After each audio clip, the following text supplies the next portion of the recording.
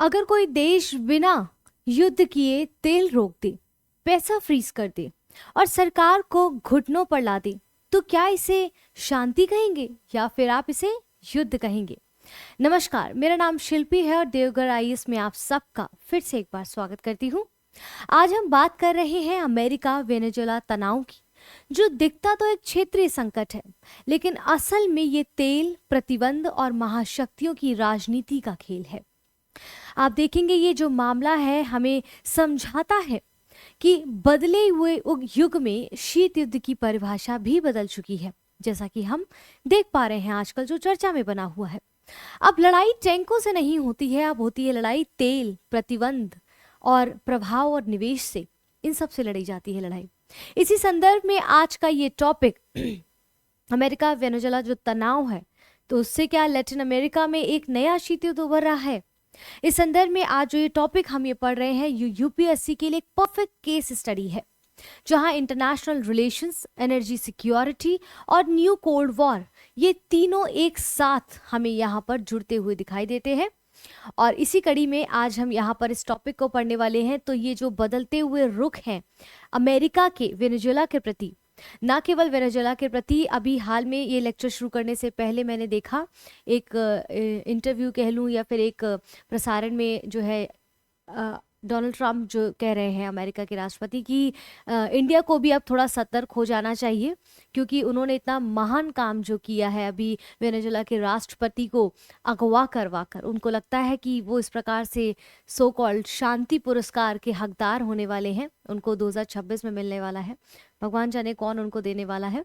खैर, तो उन्होंने इंडिया के प्राइम मिनिस्टर को बोला है कि भाई आप थोड़ा सा सतर्क हो जाइए, जो आप ये तेल रशिया से परचेज कर रहे हैं उसको लेके काफ़ी सारे और टैरिफ लगने वाले हैं। तो बहुत जल्द अमेरिका कुछ इस प्रकार से धमाका भारत पे भी करने वाला है इस प्रकार का।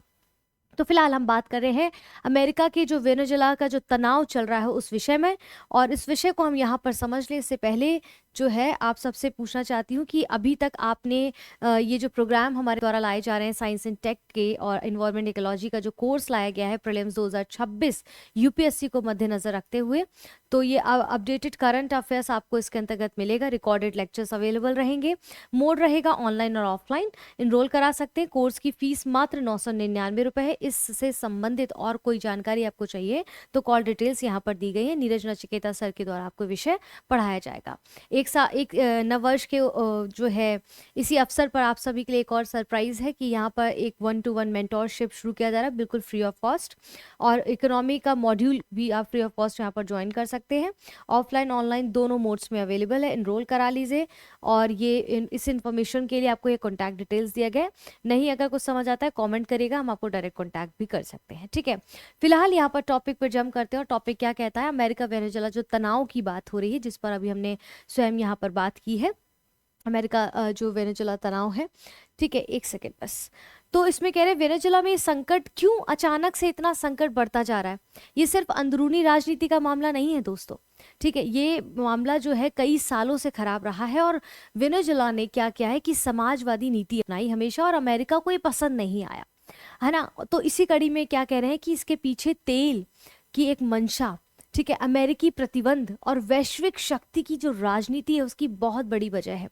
आप कंधा चाहे किसी का ले लीजिए, लेकिन गन चलाने वाले के हाथ में जो गन है उसका निशाना एकदम सटीक है। यहाँ पर कुछ भी कह लीजिए उसके पीछे कि हम इस कारण से वहां पर कर रहे हैं, ये कारण है, कुछ और कारण है, कारण तो और ही कुछ है।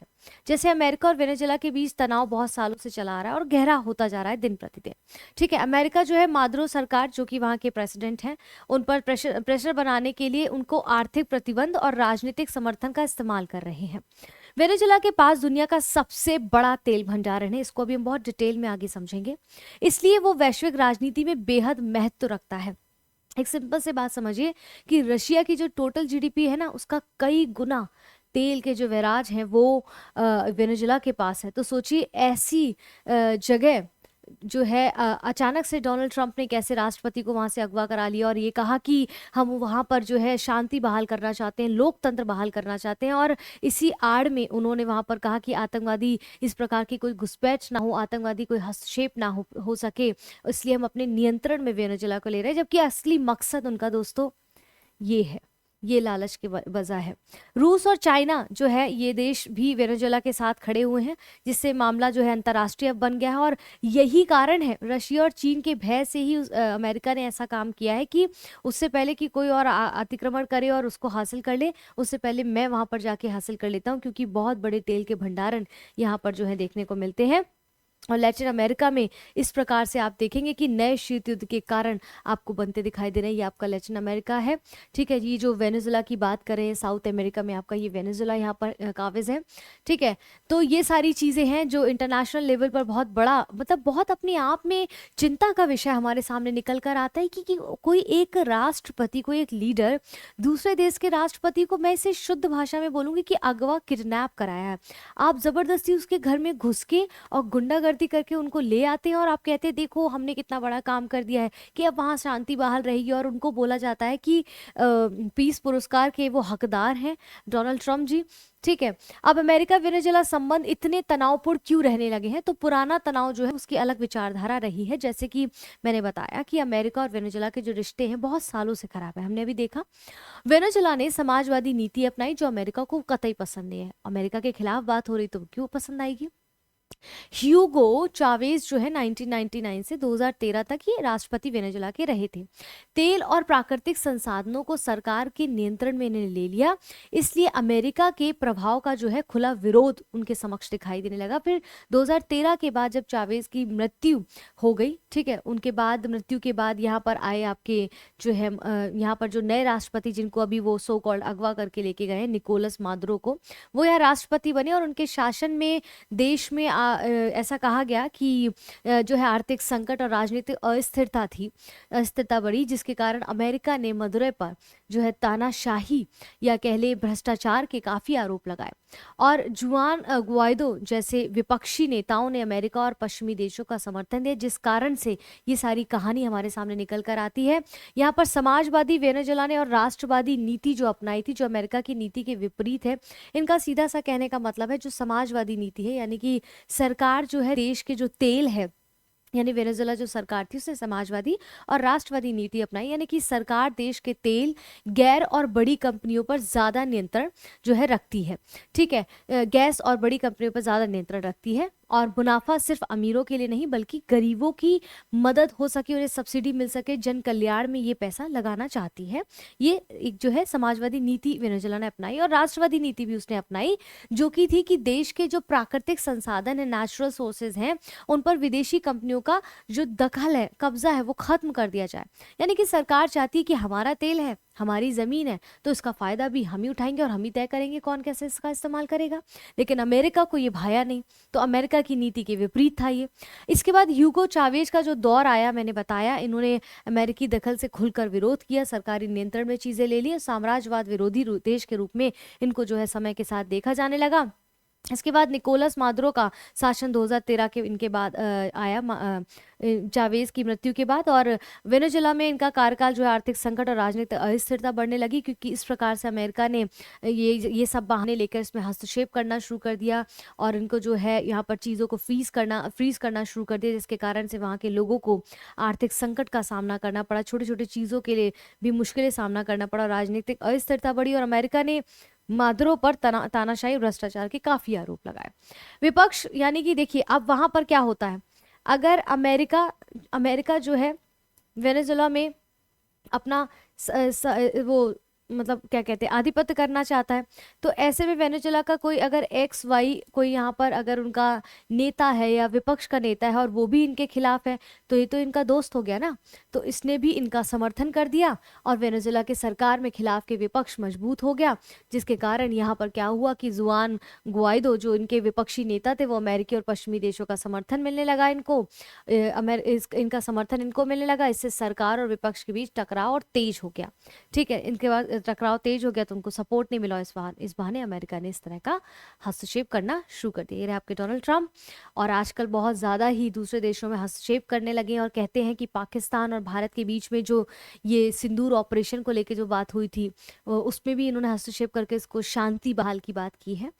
और पता नहीं कैसे, और दूसरा इन्होंने, ऐसा इनका मानना है, इनकी अपनी एक दुनिया है, ऐसा उनका मानना है कि इन्होंने जैसे कहते हैं कि युद्ध जो यूक्रेन और रशिया के बीच में युद्ध रहे, इट इज़ सो ओल्ड युद्ध, ऐसे इनका स्टेटमेंट होता है कि कितना लंबे सदियों से चला आ रहा युद्ध है, मतलब वे फिजूल का युद्ध है इनके हिसाब से। इन्होंने वहाँ भी शांति बहाल करने के लिए 20 सूत्रे जैसे कुछ टॉपिक्स दिए थे, हम सब ने पढ़ा है। तो फिलहाल यहाँ पर हम बात करते हैं कि आखिरकार मिस्टर ट्रंप को ऐसी क्या जरूरत आन पड़ी कि उन्होंने राष्ट्रपति उठवा लिया। और यहाँ पर वेनेजुएलाज का जो 617 ट्रिलियन डॉलर ऑयल रिजर्व है, अ ग्लोबल गेम चेंजर बन सकता है दोस्तों, यहाँ पर एक ग्लोबल गेम चेंजर बन सकता है। तो ये इमेज जो है, वेनेजुएला के पास दुनिया का सबसे ज़्यादा तेल है, ठीक है। ये पिक्चर समझिए, पिक्चर से आप पूरे टॉपिक को बहुत बेहतर तरीके से समझ जाएंगे। यहाँ पर हम पैन का कलर चेंज कर लेते हैं, फोकस हो जाए। Venezuela has 303 billion barrels of crude oil reserves, the world's largest. यहाँ पर वेनेजुएला के पास लगभग 303 अरब बैरल, जो बैरल क्या होता है, ये जो है बैरल है, ठीक है, 303 अरब बैरल कच्चा तेल है। ये दुनिया का सबसे बड़ा तेल भंडार माना जाता है। इस इमेज में आप अब ध्यान से देखेंगे तो Trump's claim the US now controls these reserve following threats of military action. आप इसमें तेल की जो कुल कीमत यहाँ पर कितनी है, तो अगर आप एक बैरल की कीमत अगर सुनेंगे तो बहुत चक्के रह जाएंगे। एक बैरल तेल की कीमत लगभग $57 मानी गई है करीबन, और जो वेनेजुएला के कुल तेल की कीमत का लगभग 17.3 ट्रिलियन डॉलर बनती है, यानी कि 17 लाख करोड़ डॉलर से भी ज्यादा। तो सोचिए, मन क्यों ना भटके जैसा डोनाल्ड ट्रंप का भटक गया है। इमेज में अमेरिका को लेकर क्या दावा किया जा रहा है, इसको हम समझते हैं। इमेज में कहा गया है कि डोनाल्ड ट्रंप ने ये दावा किया है, यहाँ पर ये दावा किया है उन्होंने कि जो है अब जो है वेनेजुएला के इस तेल संसाधनों को वो कंट्रोल कर रहा है। कंट्रोल शब्द अपने आप में एक नेगेटिव वर्ड को शो करता है, और ये दावा सैन्य दबाव यानी कि धमकी के बाद किया गया, बताया गया है। और बता रहे हैं कि ये जो दावा है वो अंतर्राष्ट्रीय स्तर पर बेहद विवादित है। आप सोचिए, आप खुले आम गुंडागर्दी कर रहे हैं, आप अमेरिका के राष्ट्रपति हैं, आप ये क्या कर रहे हैं। अगर वेनेजुएला के आप यहाँ पर आप ध्यान देंगे तो आधा जो तेल है वो भी बेच देता है। अगर ऑयल ट्रेडिंग एट $57 पर बैरल, पुटिंग वेनेजुएला's टोटल रिजर्व रफली एट 17.3 ट्रिलियन डॉलर। अगर वेनेजुएला मान लीजिए आधा तेल बेच भी देता है, तो मान लीजिए कि वेनेजुएला अपना सिर्फ आधा तेल, और वो भी मार्केट प्राइस पे आधे दाम पे बेच दे, तब भी उसे करीब 8.7 ट्रिलियन डॉलर मिल सकते हैं। यानी कि कई देशों की जो जीडीपी है इससे कई ज्यादा है, ठीक है। अब ये जो इमेज आप देख रहे हैं यहाँ पर बताते हैं कि कागजों पर अमेरिका ने selling half of the oil even at half market price could yield 8.7 trillion dollar in 12 hours. The US gained control over more oil reserves in paper value than the GDP of any country except the US or China. यहाँ पर क्या कहा गया है कि America ने 12 घंटे में इतना बड़ा तेल मूल कंट्रोल कर लिया है, जो दुनिया के ज़्यादातर देशों की जीडीपी से कई ज़्यादा है। दावा किया गया है कि ये जो रकम है वो जापान की जीडीपी की लगभग 4 गुना है। सोचिए, इमेज के मुताबिक यहाँ पर अगर हम समझेंगे तो समझेंगे कि ये जापान की जीडीपी से 4 गुना ज़्यादा। Oil markets will react when they reopen Sunday at 6 PM ET। तो यहाँ पर कह रहे हैं जब ऑयल मार्केट खुलेगा ना, तो कीमतों में तेजी से जो है हलचल हो सकती है। आने वाले कुछ दिनों में आप देखेंगे वैश्विक अर्थव्यवस्था के लिए बहुत अहम बदलाव लाए जा सकते हैं किसी एक व्यक्ति के एक निर्णय से, और ये सारी चीज़ें यहाँ पर समझने वाली है। The next few days could be very crucial. तो हम बने रहेंगे निरंतर देवगढ़ IAS अकेडमी के साथ, तो वहाँ पर सारे अपडेट्स मिलते रहेंगे। फिलहाल यहाँ पर तेल भंडारण और भू राजनीतिक का जो दावा है इतना महत्वपूर्ण क्यों है, तो वेनेजुएला के पास दुनिया के सबसे बड़े तेल भंडारण है। हमने इन सब चीज़ों को देखा है। यहाँ पर समझिए, पहले वेनेजुएला एक तेल निर्यातक था, ठीक है, पहले एक तेल निर्यातक था। इसने सेवरॉन और एक्सोन मोबिल जैसी कंपनियां थी, वहां पर तेल ये निकालती थी। और 1990 के दशक के अंत तक आते आते यानी कि 2000 के शुरुआती वर्षों में सरकार ने तेल की जो परिसंपत्तियां हैं उनका राष्ट्रीयकरण कर दिया, ठीक है। अब राष्ट्रीयकरण कर दिया तो आज का जो तेल है उसकी उपयोगिता क्या हुई कि वेनेजुएला का जो भारी कच्चा तेल है वो डीजल बनाने में बहुत ज्यादा उपयोगी है। प्रतिबंधों के बावजूद भी तेल भंडारण कारण अब भी बहुत बड़ा है वेनेजुला के पास, ठीक है, और यही सारे मुद्दे की जड़ है। अमेरिका प्रतिबंधों का क्या असर हुआ है, अमेरिका ने जो प्रतिबंध अभी लगाए हैं उसका असर विश्व में भी देखने को मिल रहा है, वो क्या होगा या होने वाला है। अमेरिकी प्रतिबंधों और नाकेबंदी के कारण तेल जो निर्यात है वो 20 लाख बैरल प्रतिदिन से घटकर अब मात्र 5 लाख बैरल प्रतिदिन भी से भी कम रह गया है, ठीक है। इससे सरकार की आमदनी बहुत कम हो गई है, भाई आर्थिक संकट तो आना ही है। अमेरिका की रणनीति क्या, अमेरिका आखिरकार चाहता क्या है। अमेरिका कहता है कि मादुरो सरकार की आर्थिक ताकत को उन्हें कमजोर करना है, भाई कमजोर व्यक्ति को हासिल करने में, उसकी सरकार को गिरा के उस देश पर काबिज करने में ज्यादा वक्त तो लगता नहीं है। तो वेनेजुला के ऊर्जा संसाधनों पर दबाव बनाना, उसे नियंत्रण में लेना और उसका इस्तेमाल करना है, और ये सारी चीजें हमें देखने को मिल रही हैं, ठीक है। अब इसके बाद तेल टैंकरों पर नाकेबंदी और सैन्य संकेत जो दिखाई दे रहे हैं, अमेरिका ने वेनेजुला के तेल टैंकरों को रोकने की नीति अपनाई, इससे तेल जो है वैश्विक बाजार तक नहीं पहुंच पाता है। साथ ही कैरिबियन सागर में सैन्य गतिविधियां शुरू कर दी हैं। कैरिबियन सागर अगर आप यहाँ पर देखेंगे, यहाँ पर देखिए कैरिबियन सागर, आप कैरिबियन सागर को देखेंगे तो आप समझ पाएंगे मैं किस लोकेशन की बात कर रही हूँ। ये रहा आपका कैरिबियन सागर, कैरिबियन सी यहाँ पर जो आपका है, ठीक है। कैरिबियन सागर में कह रहे हैं यहाँ पर आगे चलते हैं कि इन्होंने वहां पर सैन्य गतिविधियां जो है शुरू कर दी हैं। किसने, डोनाल्ड ट्रंप ने जमीनी हमले की धमकियां देनी शुरू कर दी हैं। दबाव की रणनीति का एक हिस्सा इन्होंने बनाना शुरू कर दिया और चल रहा है कंटिन्यू। देखते हैं आगे क्या होगा।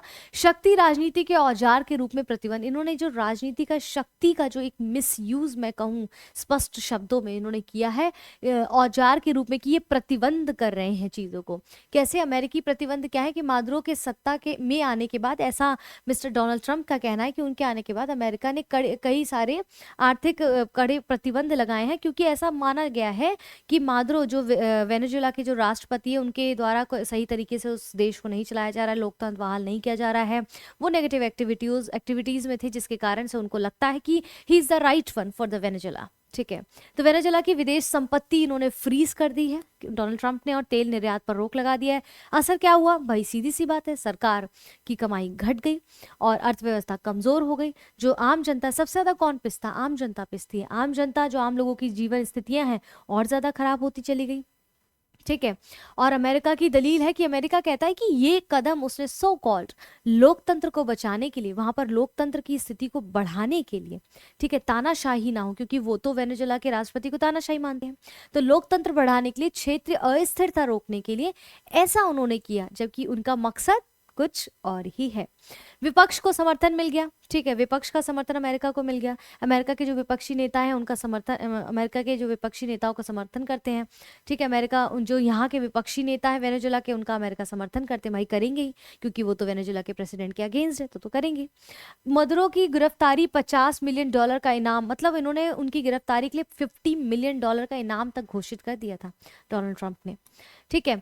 अब सैन्य धमकी और शक्ति प्रदर्शन कैसा ये कर रहे हैं, तो सैन्य मौजूदगी, अमेरिका ने वेनेजुला के पास सैन्य गतिविधियां बहुत बढ़ा दी हैं। विशाल युद्धपोत यूएसएस गेराल्ड फोर्ड की तैनाती कर दी है, और कार्रवाई का बहाना दिया है कि भाई ऐसा हम इसलिए कर रहे हैं, बिकॉज उनका ऐसा कहना है डोनाल्ड ट्रंप का कि हम ऐसा इसलिए कर रहे हैं वेनेजुला में, क्योंकि हमें लगता है ड्रग तस्करी और नार्को आतंकवाद के खिलाफ कार्रवाई का दावा करना चाहिए, यहाँ पर अशांति बहाल है। लेकिन विश्लेषक ये मानते हैं कि असली मकसद है उनका तेल पर नियंत्रण, क्षेत्रीय प्रभाव को बढ़ावा देना, और आरोप है अमेरिका पर कि अमेरिका ने वेनेजुला सरकार पर ड्रग कार्टेल्स से संबंध का आरोप लगाया है। कुछ ग्रुप्स को आतंकवादी संगठन भी घोषित किया है डोनाल्ड ट्रंप ने वेनेजुला में। क्लियर है। अब व्यापक भू राजनीतिक परिप्रेक्ष्य अगर हम देखें तो पूरे मामले में रशिया और चीन बहुत अहम भूमिका निभा रहे हैं। इसी की वजह से तो डोनाल्ड ट्रंप ने करना शुरू किया कि भाई कहीं वो ना अपना आधिपत्य कर लें वेनेजुला पे।